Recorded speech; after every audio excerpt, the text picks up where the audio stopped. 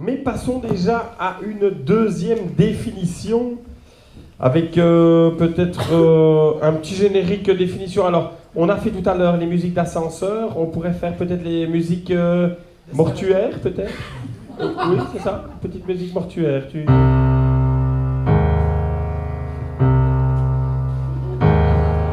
En tout cas, c'est à ça que me fait penser. Le mot que nous allons définir est le suivant. Macronymphie. C'est un nom féminin. Macronymphie, c'est M-A-C-R-O-N-Y-M-P-H-I-E. Macronymphie, mon cher Pierre.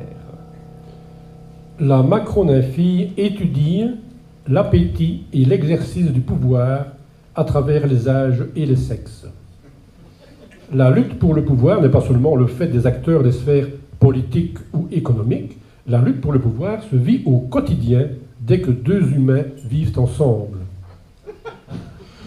Le pouvoir légitime des politiques se distribue par le vote démocratique exprimé en secret. De même, la lutte pour le pouvoir au sein d'un couple, par exemple, se vit dans l'isoloir des toilettes, lieu du trône. Les ministres l'ont bien compris qui s'entourent d'un chef de cabinet. Dans les toilettes, sur la lunette, une goutte. C'est celle qui fait déborder le vase. Je t'ai déjà demandé 1000 fois de relever la planche quand tu vas pisser.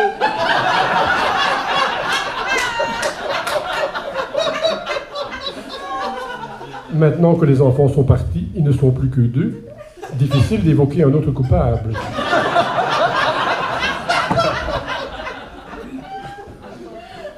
Elle a bien envie de le dresser et de lui crier « Assis! Pipi assis! »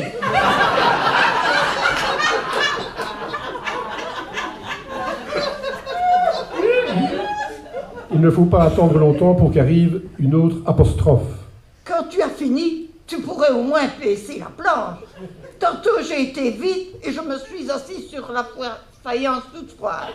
Tu parles si c'était agréable. Fais attention la prochaine fois. Et il faut que le trône soit en permanence prêt à l'usage de la reine, de l'impératrice, et propre, sans laisser de traces. La brosse à côté du vase, ce n'est pas un goupillon pour bénir le peuple que ce... En plus, quand on le fait pas tout de suite, ça colle.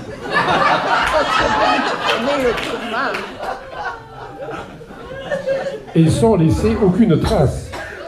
La brosse, il faut la secouer avant de la replacer sur le support. Ou alors, l'eau s'accumule dans le récipient et on en met partout. Dans la solitude du réduit des toilettes, l'homme est au bout du rouleau. Il prend conscience du drame des sans-papiers.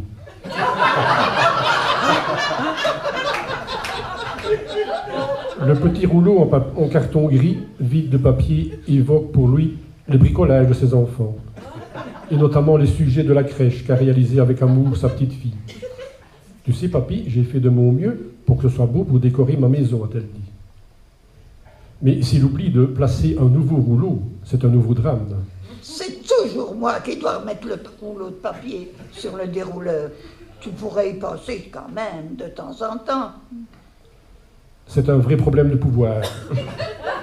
Envenimé sans doute par l'impertinence du mannequin de pisse, cette effronté est l'expression même de cette terrible injustice. Les garçons peuvent pisser où bon leur semble.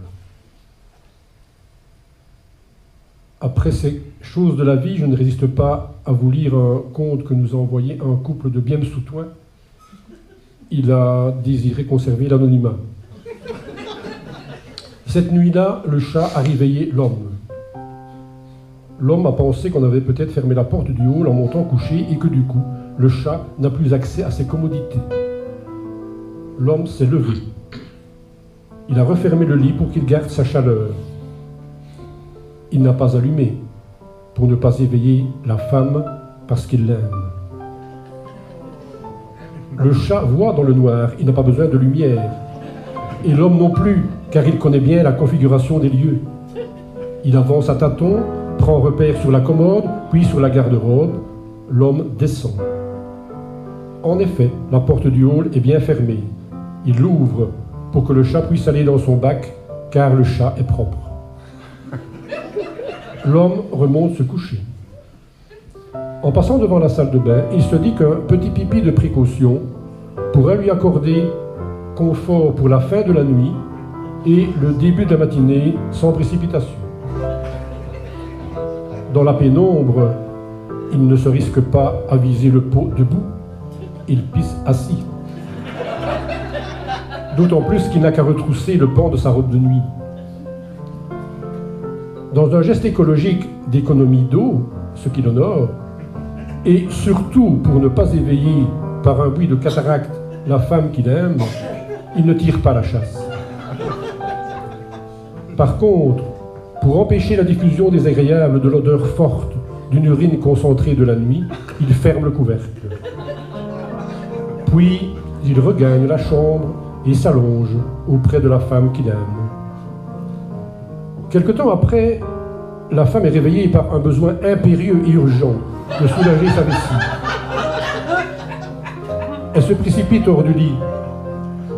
Elle n'allume pas, pour ne pas réveiller l'homme qu'elle aime.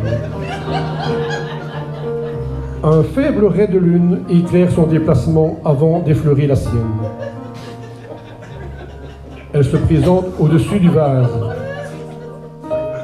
Le besoin est à ce point pressant qu'elle commence à soulager avant d'être assise. Si bien qu'elle s'assied sur le couvercle fermé, dans un déluge qui inonde ses fesses, le bas de sa robe de nuit et les mules fourrées qu'elle aime bien.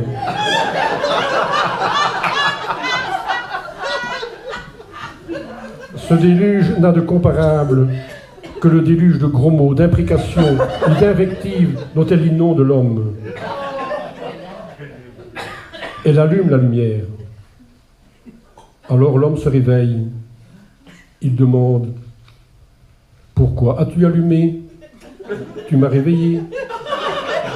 Moi aussi je viens d'aller à la toilette et je n'ai pas allumé pour ne pas t'éveiller parce que je t'aime. »